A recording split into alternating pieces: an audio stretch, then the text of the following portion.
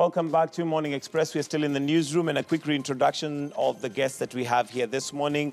We have Jane Gordia, we have Dr. Nancy Buka, excuse me, we have Koi Kariuki and Daniel Juma, basically as our panelists. Let me start first of all with the comments that are coming through. And today we are looking at the content that we offer on mainstream media and whether Kenyans feel satisfied or, like some have accused us of being too political. We have Cindy who says yes, when it is not biased. I'm assuming that's to the question as to whether you're satisfied. So yes, she's satisfied when we are not biased. So indicating that maybe sometimes we are biased.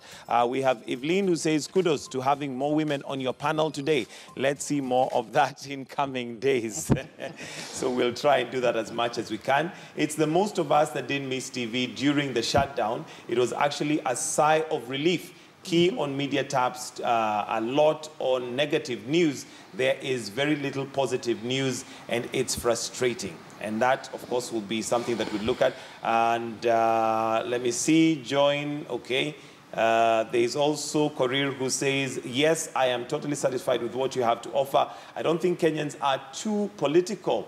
It is just the way Kenyans are. All right, so let me start with you, Daniel, on the question of the influence that we have with social media platforms now. There's a lot of fake news being peddled, and that has kept us on toes as mainstream media, by virtue of the fact that we want to remain a trusted source. But at the same time, you have social media that is just literally churning out and giving out images, some true, some not. There are documents being churned out.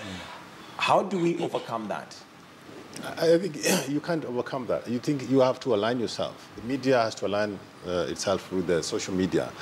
And even social media being, you know, a source, social media is also a source of information that the media can actually be able to verify and be able to relay. So I think moving forward, I know that there's a lot of fake news that has also come in as a result of social media. But I think, you know, in most cases, you find that in areas where we don't have the traditional media, social media has been a great source of information. And I'm happy that media houses, even like yourselves, have been able to invest in social media. We could see things on Twitter. We could see things on YouTube. Where most of your news is being streamed live on YouTube, which is a good thing. I think this kind of innovation is key. So the media must continue to utilize research. So without research, and I'm happy Ipsos is here, you know, then you know how effective you are. You know who is watching you. During the Medi shutdown, for example, we had people who never missed news because they were following news. They're used to watching news, streaming it live. Yeah, so I think we need to find how to be able to align ourselves with the realities of social media. But one thing I also want to say is that regulation is key, but I believe in self-regulation. I don't believe that there has to be a big rungu, you know, to regulate the media. The media must be able to regulate themselves, and we believe that the media has the capability to be able to know what is truthful and what is objective. But one of the things that I'm looking forward to this parliament, looking at, maybe we need to come up with laws that gives immunity to journalists. Because you don't want journalists being arrested or being threatened by arrests in the course of their work. Why do we have politicians in parliament being allowed, being given immunity in parliament during the course of their work? But journalists are doing a very, very difficult work. Okay. And they're threatened. And I guess that would be another topic, a whole topic on legislation and the laws that govern.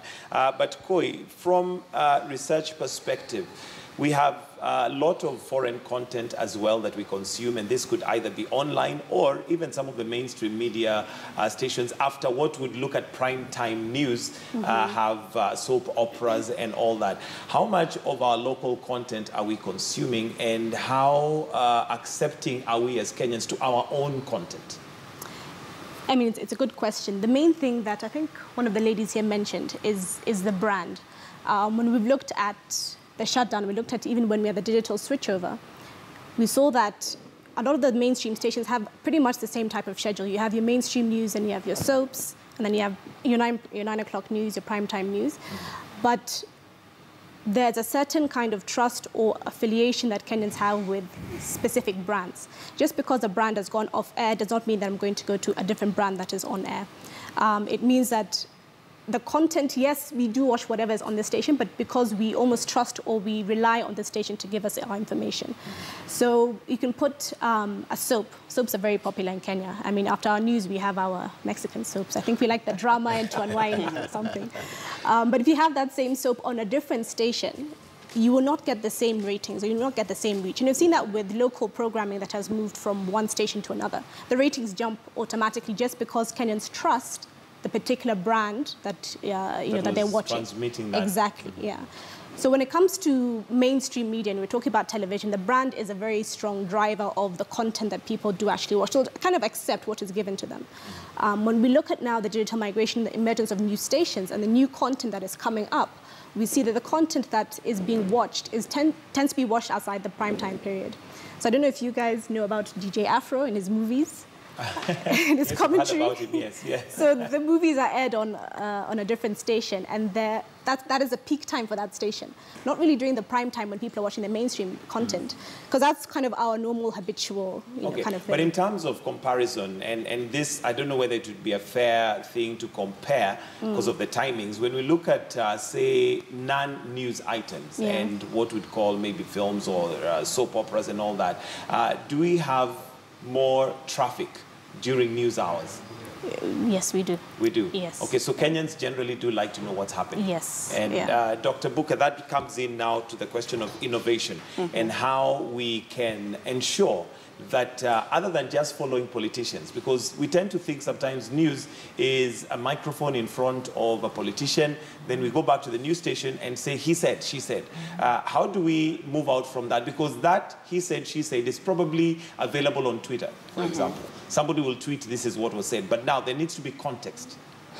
One of the things that I think raises the whole dissatisfaction among audiences is not going beyond he said, she said.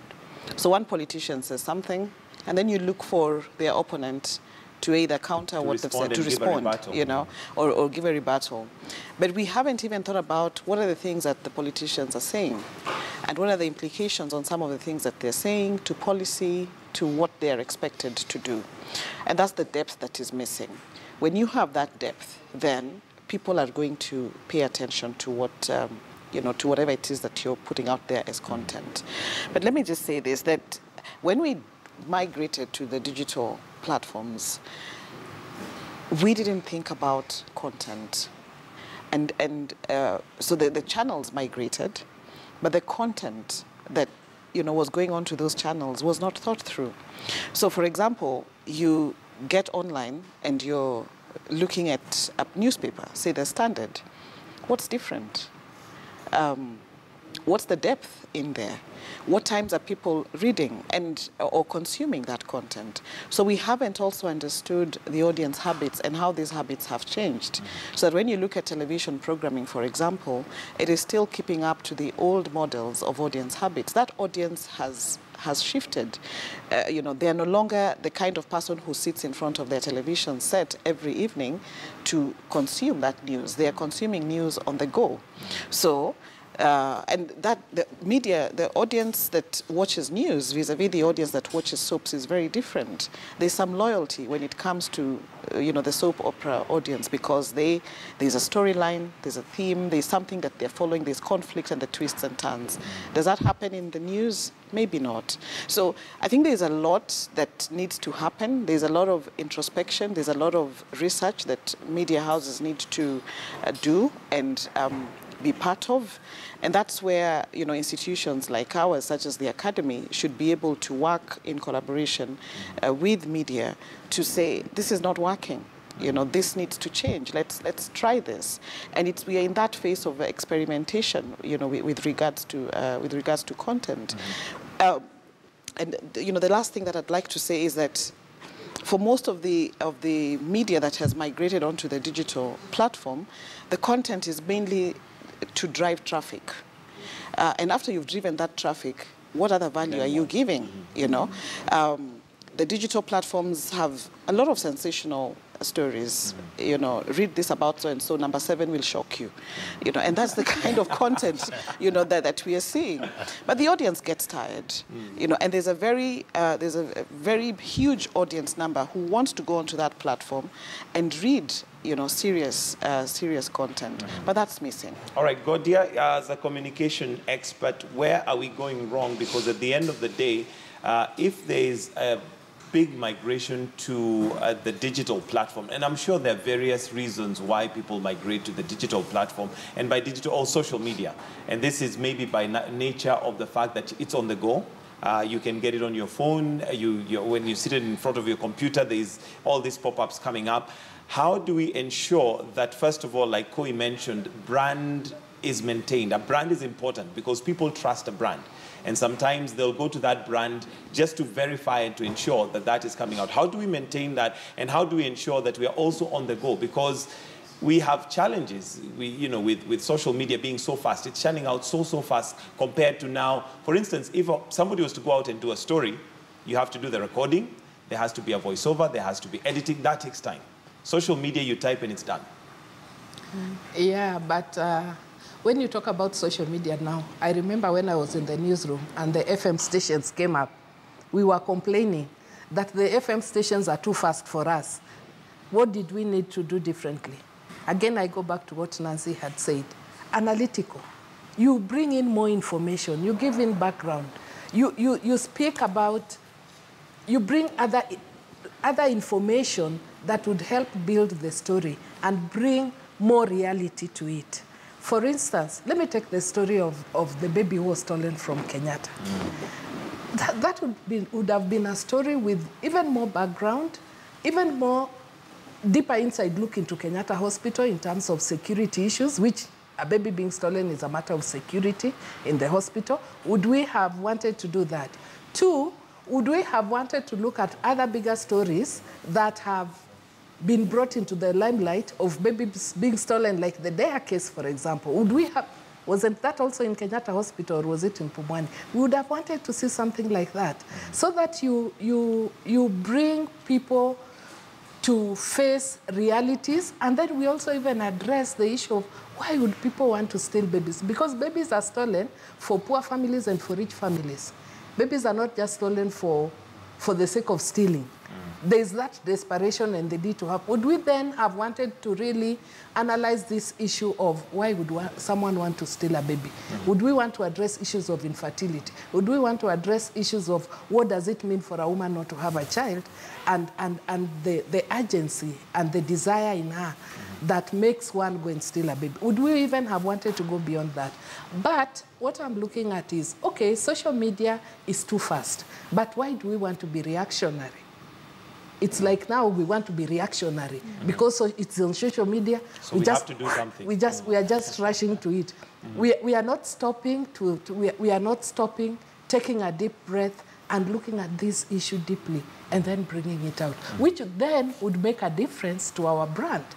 And people would want to say, yeah, if you really want to know the truth about that story, go to KTN News. You know, that is what people would say out there. It was on WhatsApp. Yeah, but if you go to KTN, you'll see something different. They have it in a bigger way. And you can get the analysis. And that. Can we then decide to invest in that? Because you are raising the issue of it costs money. I don't know, it takes time. Let it take time, but come out with the truth. And I liked what Daniel said about CNN. Just look at the shooting in Florida. They've not even looked at what Trump said. They are looking at what the students have said. Can we have gun control? And the students have set the agenda. That is human interest. And what I'm saying again is that as media, can we then even have the human face to these issues and tell the stories better to make a difference? Social media does not do that. But us, as the brand that is mainstream, we would be able to do that and bring in more audience. And again, can we break down our audience? Who is the audience for social media? Who is the audience for on the to-go news? And who is the audience for the deep, in-depth?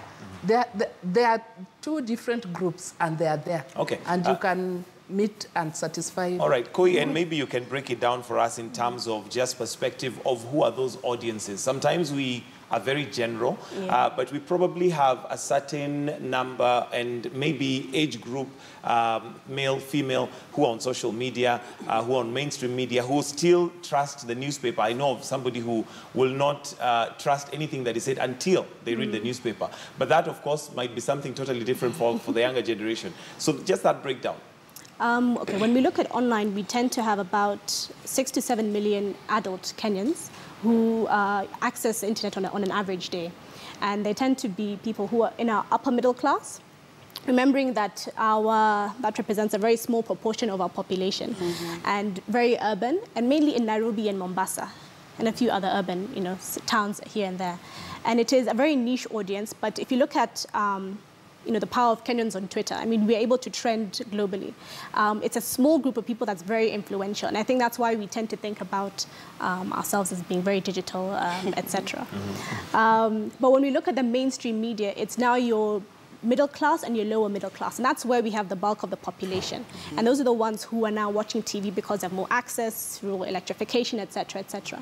And that is our core audience as mainstream television stations. Okay, Daniel, we'll need to wind up shortly, but your thoughts on the way forward, what we need to do, how we need to possibly even use innovation. The reason why social media is probably growing in leaps and bounds is because there's a lot of innovation there. I mean, you've got YouTube channels, you've got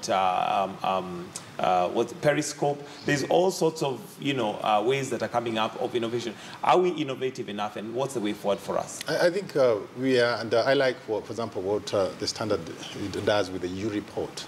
U-Report gives people, the average person, a chance to be able to report and to have his stories published. And also I know that local television stations are also innovating. For example, others have come up with something like YouTube called Usasa, for example. So I think this is the way to go. If we don't innovate, then we will die, But I really want to mention something about the role, our role as the safeguards of our national values and morality. I think we must not abdicate that role to let's say, KFCB. KFCB, the media itself should know that it is your role to safeguard our national values, and then that's why, for example, I believe that, the content we have, for example, having a lot of Niger content, and the soap operas from Mexico, I think it is very destructive to our social norm. So we need to actually encourage local content. There are so many good actors in Kenya who can actually be able to educate ourselves about our values, our history, and stuff like that. All right, Dr. Buka, why do we have more of foreign content, and yet we can do that? I mean, there are certain movies that have been selected even in Kenya that are winning Oscars. Yes. So talent is not lacking in Kenya. Why do we have such a huge penetration of foreign content in Kenya? Talent is not lacking. I think what's lacking is the investment in, building that pool of, content providers. When you look at countries like Nigeria, they have invested heavily in their film, and television industry. Different states have, take pride in the fact that, they have released a number of movies and television series. And institutions, financial institutions, have seen that it's actually a return on investment, so they're able to support that. We don't have that here. And, over the weekend, I met somebody who was at some point very keen in nurturing local content, and would bring in all these people to a theater, and they would act. And, there was a huge audience. I used to go and watch those plays. And I asked what happened. I no longer get updates about, we have this play coming up. And he said, well, they all disintegrated. They were taken up, to be hosts of breakfast shows in different stations. So there is no pool that can actually be able to generate that content. Right. So we haven't made it worth the while in terms of, does it put food on the table for people who actually, invest in it and, and put their time and resources in it, so that, when they find something else that's worth their time, they will go out and take it. Okay. But what's evident is that there is a way, people are able to relate to those stories. And going back to, local, what is it that defines us as a people? And that's why you find there's a lot of connection with some of that foreign content because it resonates with some of the things that we hold close to us. So it doesn't have to, really take a very Western approach for it to sell. It should be stories about real people, real things that are happening that we can be able to relate with, for it to sell. All right, we need to wind up. Koi, in 30 seconds, your closing comments and possibly advice to mainstream media from your statistics.